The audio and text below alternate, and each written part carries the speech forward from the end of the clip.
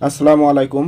জাতীয় বিশ্ববিদ্যালয়ে যারা সেশন জোটে ভুগতেছেন সেই বিষয় সম্পর্কে ভিসি আমানুল্লাহ স্যার যা বলেছেন সেটা আজকে ভিডিওতে বিস্তারিত আলোচনা করা হবে। তো সেশন জোট জাতীয় বিশ্ববিদ্যালয়ের একটি প্রকট সমস্যা। এই বিষয় জাতীয় বিশ্ববিদ্যালয়ে যিনি ভিসি স্যার রয়েছেন তিনি খুবই দ্রুত ভালো ভালো পদক্ষেপ নিচ্ছেন। তো সেই বিষয়ে আলোচনা করব ভিডিওতে। পুরো ভিডিওটি দেখলে বুঝতে পারবেন। তো তার আগে চ্যানেলে আপনারা যারা নতুন সদস্য তারা চ্যানেলটি সাবস্ক্রাইব করে রাখবেন।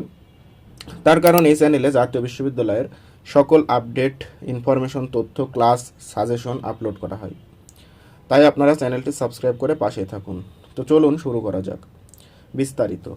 জাতীয় বিশ্ববিদ্যালয়ের ভাইস চ্যান্সেলর অধ্যাপক ডক্টর এএসএম আমানুল্লাহ বলেছেন, আগামী আগস্ট-সেপ্টেম্বর নাগাদ জাতীয় বিশ্ববিদ্যালয়ের সেশন জোট 90% কমিয়ে ফেলা হবে।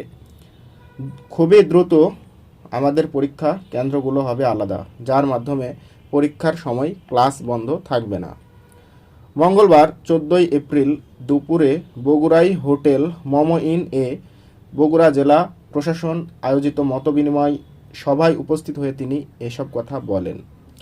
তো সেখানে অধ্যাপক ডক্টর এএসএম আমানুল্লাহ বলেন, বগুড়া ও উত্তরবঙ্গের কোনো শিক্ষা প্রতিষ্ঠান অধিভুক্ত বাকি থাকলে আপনারা বলবেন, আমরা দেওয়ার চেষ্টা করব।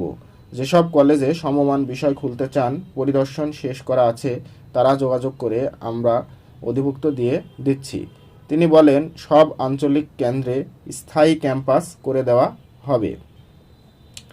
জাতীয় বিশ্ববিদ্যালয় নিয়ে যদি কোনো কমপ্লেন থাকে তাহলে সরাসরি আমাদের কাছে বলবেন।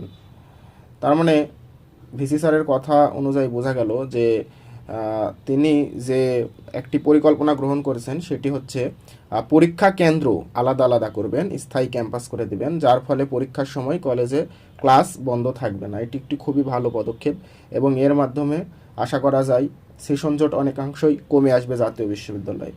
তো জাতীয় বিশ্ববিদ্যালয়ে কিছুদিন পর ভর্তি পরীক্ষা, তোমরা যারা ভর্তি পরীক্ষা দিবে তোমাদের জন্য শুভকামনা রইল। তোমরা আশা করি জাতীয় বিশ্ববিদ্যালয়ে চান্স পাওয়ার পর জাতীয় বিশ্ববিদ্যালয়ের সেশন জটে তোমরা ভুগবে না, যদি ভিসি স্যার তার কথা রাখে। তো এই ছিল আজকের আপডেট। তোমরা জাতীয় বিশ্ববিদ্যালয়ের সকল আপডেট জানতে চ্যানেলটি সাবস্ক্রাইব করে পাশেই থাকো।